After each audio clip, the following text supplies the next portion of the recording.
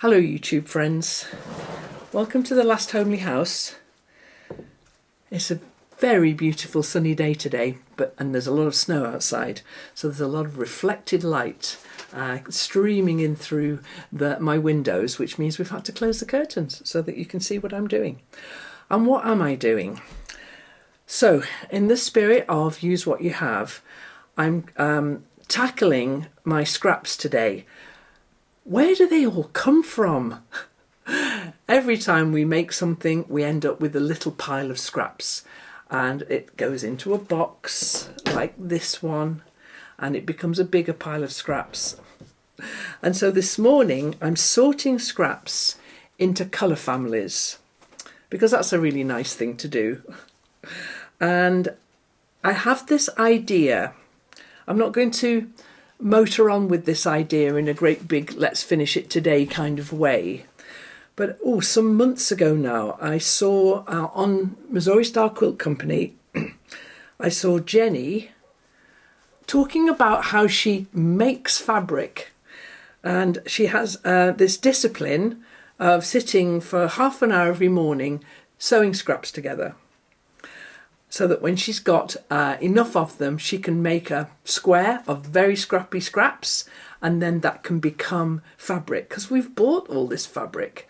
So it's got monetary value.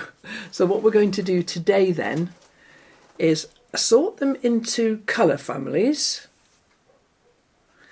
and take them over to the sewing machine. Now, I'm not going to do this all morning, but I'm going to get a drawer beside the sewing machine and put these, clip these colours together, and then every now and then when I'm doing a sewing project, I'm just going to make a block of one colour. And I'll explain what I think my idea with this will be. As I'm doing it, I'll sort some more colours. Instead of just sewing them together really randomly, which would look gorgeous, wouldn't it? I'm going to sew them together in colour families, so that then I end up with a block of dark red, pink, a block of dark blue, pale blue, green, light green, all of that, I hope. And so that in a few months' time, when I've got, that's a dark green one, so I'm definitely sorting out the darks from the lights as well. Here's a little load of reds here. Now that must have been from a project I was doing that needed a load of reds, because they're already sorted. So I put them on the red pile. And I'm going to have a drawer next to me at the sewing machine, and I'm going to use these a little bit like leaders and enders. And I've talked about them before. I mustn't just sit. I must actually do some sorting while I'm sitting. Some very lovely fabrics here. I've talked about leaders and enders before. In order to keep your sewing moving on a project, it's a nice idea to have something that you run under your needle while you're getting on with your main project. And then you end up, I'll show you rather than try to abstractly tell you. Sometimes when it's a stripy one like that, I'm not quite sure what pile that ends up in. Well, we'll put that there. Start a new pile. If in doubt, start a new colour pile. And I'm wondering if even tiny little pieces like this postage stamp piece will make it in. I don't know. But I'm kind of interested in where this might end up. And in a few months' time, if I've got a big stack of bits of fabric, then rather than making a decision now about what I might do, I'll be able to think then, that's already sewn together. That's sewn together because it is a thread bunny. So I'll leave that there and it can be a thread bunny. By which I mean it's a little piece of fabric that I sew onto at the end of a run. Now this is a big load of jelly roll strips. There's some pinks there. I remember what these were. I remember what I was doing with these. Now I'm going to put all the solids in a pile on their own, because I had this idea that I wouldn't use any solids in here. I'd make it as busy as I possibly could with lots and lots of colour. Isn't it interesting when you do this, you discover what colours you're drawn to? There's not many yellows here. I'm not really that big a fan of yellow. Having said that, here's a little seam of yellows and oranges. I don't use much yellow and orange. So I think this is going to be a really interesting exercise. And not one that I need to finish today, but I'll definitely make a really good start on it today. So I'm just going to do some more sorting of these. Okay. Well, I remember what I used all of these for. Isn't that the best thing about scraps? I remember what I was doing with all of these. Now, if you follow the channel, you'll know that I'm doing a project with my friends Jan and Jane, where we're making what I call the terry blocks. I made a terry block quilt. Terry Rowland inspired me to make these beautiful little blocks, and I made myself a quilt. And now I'm making one with my friends Jan and Jane. And this sorting like this will help them to come and choose fabrics for their blocks, because what they're doing is they're coming and taking fabric to pair up into blocks. I have to start a new pile. I haven't got anything like that anywhere. Oh yeah, that's a bit like that. And so this exercise will work very well for that project as well. So I need another pile of pale blues. That one was good for pale blues, I think. That's a beautiful one. I'm going to designate that one to the yellow pile. Okay, I'm going to just keep going with this, and then we'll pop over to the sewing machine with a couple of these piles and make a start on making fabric. Purple, there's another colour I don't use very much.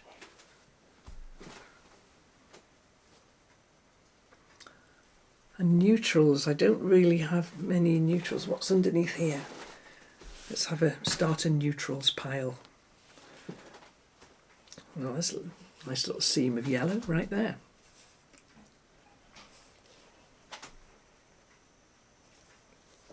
I have no idea what these were.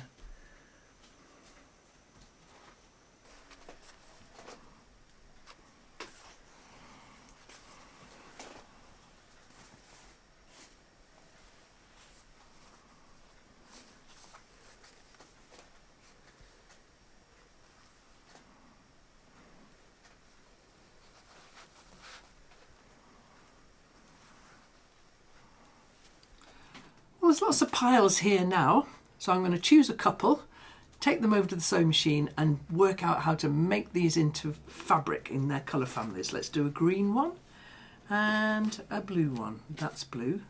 Take all of those blues and we'll try those.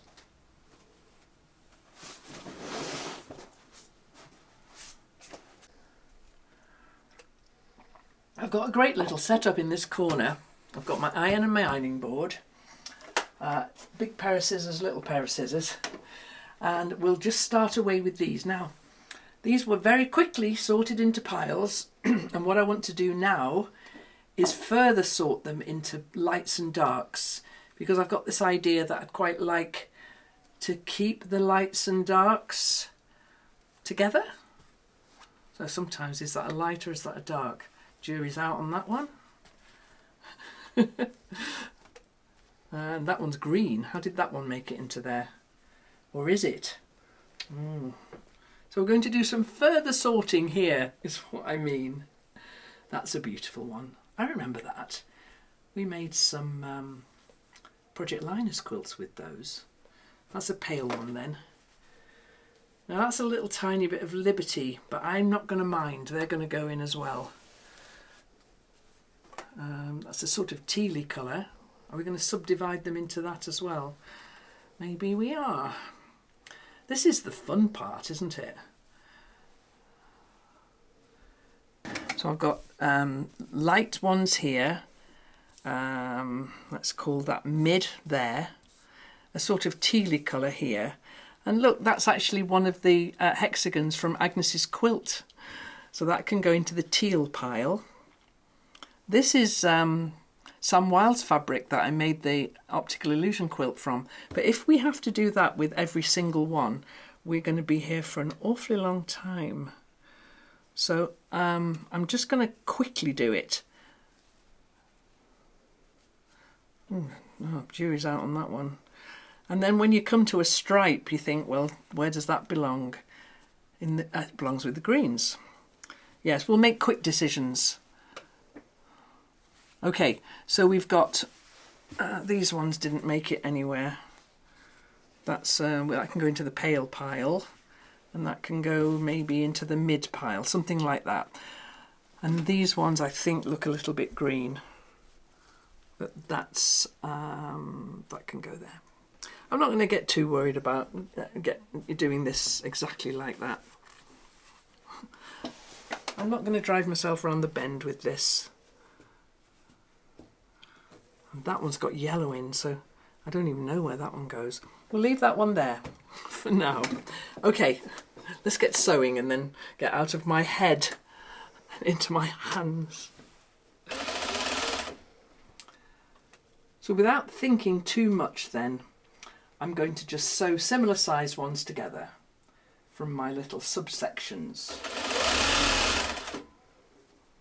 That's what I'm going to do.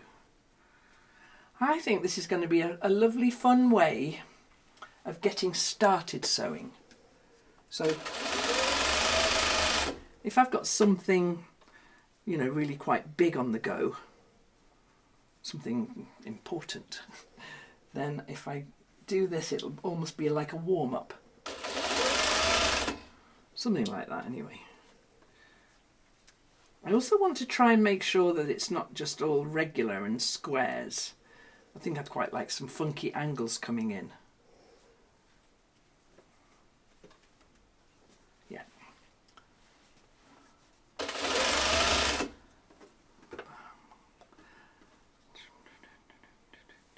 Like there, straight away, we get the chance to do a funky angle. It's extremely good. Now, last year, I found this thing. I saw it in someone's video, and I found this on Amazon. You know, I can't even remember what I called it now. But what I like about this is you can use old rotary cutter blades inside here and just screw it in, and then pop it in here, and then look what happens. So yes, I can do scissors with this, but I can also do this. How cool is that? That will really keep me going faster because I've got those pieces now, which I can then quickly iron out.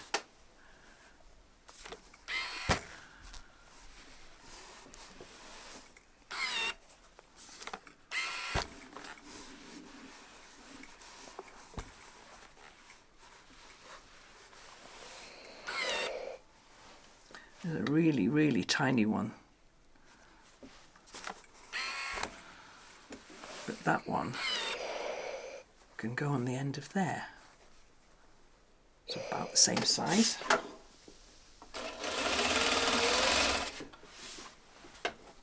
And then I'll just keep ironing these and laying them out. And I think the only thing I want to make sure is that I don't get two colours very close to each other. That'll be easy to avoid. I've got so many colours. Okay. Let's see what else we've got here. Oh, it's making itself.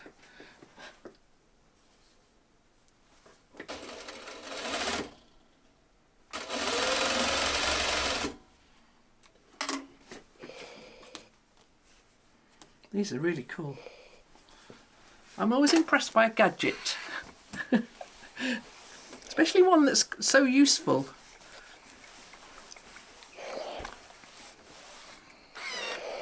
Okay. Okay, that one can go there. And I'm making some funky angles just by sewing them together with a wider bit and a narrower bit at the top.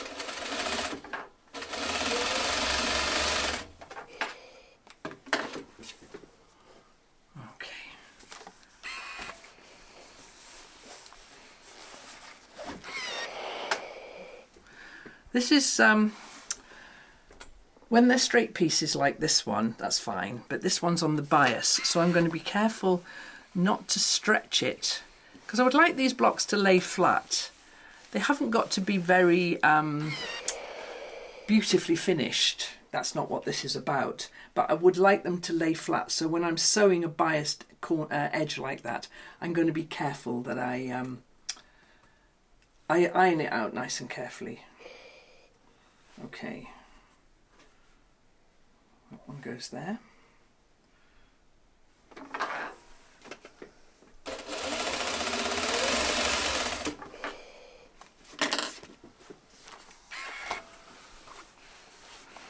Now, for people who've been watching this channel for a very long time, might remember the red quilt that I made.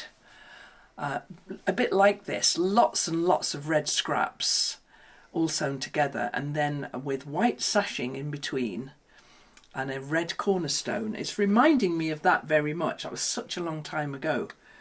But it'll be in a playlist somewhere, and maybe we'll put it, I don't know, we'll link to it somehow or other in this video, in the bottom of the show notes. Maybe we'll do that. Okay, so, and that was a fun quilt to make. And I think this one is going to be just as much fun. There's a very tiny piece there, and tiny piece there. So no scrap gets left behind.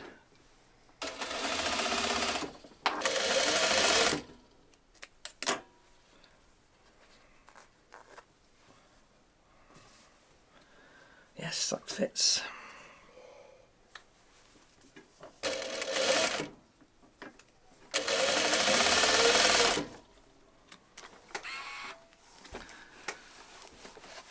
Well, already after that short time, I've got lots of potential new fabric.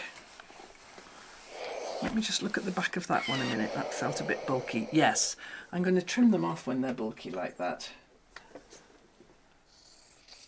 Yeah. Look, already I've got all of that now. And paying notice of what your eye catches, and so I wouldn't put too much more of that in together like that. But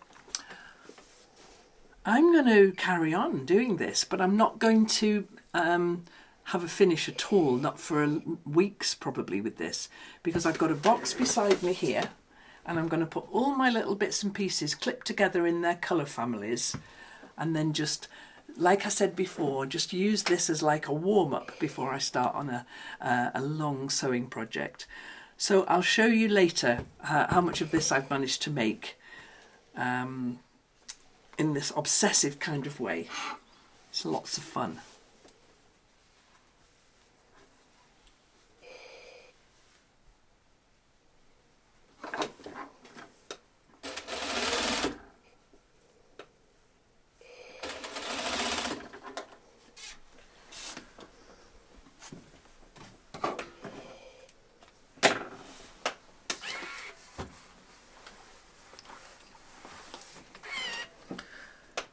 Well, it's ages later now, and I've done a big blue piece here, another big blue piece here, and here, this one, and this one, and then some reds fell underneath my needle as well. So, yes, it looks a little bit like chaos at the moment, but it'll sort itself out. But I'm going to stop and have some lunch now, because I've been doing this for longer than I thought I would be, but it's very addictive. Very addictive. You see, like, those pieces go together beautifully, don't they? Look at those. Yes. I'll just quickly do these, and then I'm going to stop and make some lunch.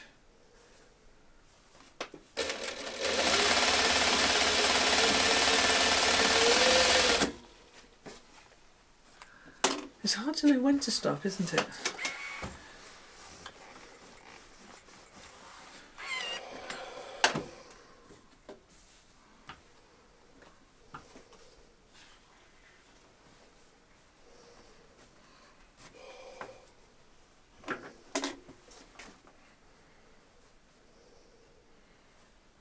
needs a little bit on the top. Okay, stop now.